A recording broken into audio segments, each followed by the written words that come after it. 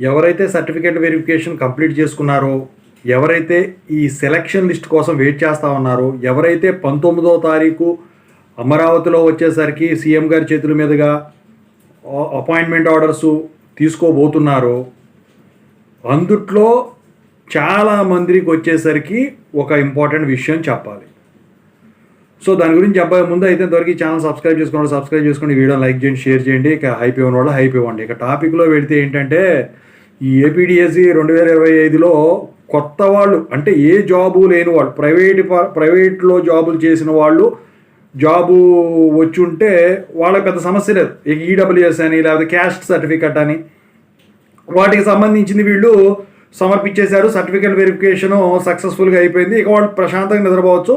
ఈ ఆఫర్ లెటర్లో ఏదైతే ఉన్నాయో ఇది అక్కడ ఇచ్చేస్తారు, తర్వాత వెబ్ ఆప్షన్స్ ఇచ్చేసుకుంటారు, అయిపోతుంది. విజయవాడ పోయి వచ్చిన తర్వాత సోమవారం సెలక్షన్ లిస్ట్లో తెలిసిపోయినట్టే, ముందే తెలిసిపోయినట్టే. చెప్పేది ఏంటో దానికోసం వెయిట్ చేయాల్సిన పని ఉంటుంది. కానీ ఇక ఇప్పుడు కొంతమంది ఏమో పోలీసుల ద్వారా జాబులు చేసి దాన్ని పక్కన పెట్టేసి డిఎస్సి ద్వారా క్వాలిఫై అయిన వాళ్ళు ఉన్నారు.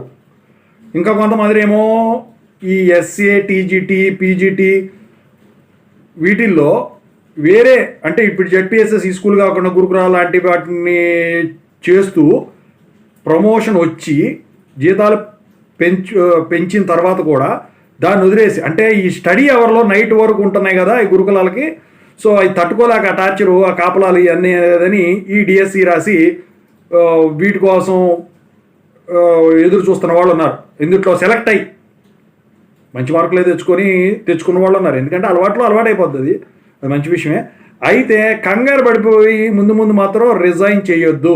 ఆ జాబులు చేస్తున్న వాళ్ళు ఎప్పుడైతే ఆఫర్ లెటర్లో ఈ జాయినింగ్ లెటర్ వచ్చినాయో, వెబ్ ఆప్షన్స్ ఇచ్చినప్పుడు అప్పుడు మీరు రిజైన్ చేయడం మంచిదండి. ఎందుకంటే ముందు రిజైన్ చేస్తే ఇవాళ రోజున గవర్నమెంట్ జాబ్ చేతిలోకి వచ్చిన దాకా కూడా మంద కాదు. వాళ్ళ వరకు చెప్తున్నాం. కంగారు పడి చేసుకున్నారంటే ఉన్నది పోద్ది, ఉంచుకున్నది పోద్ది, ఇబ్బంది పడతారు.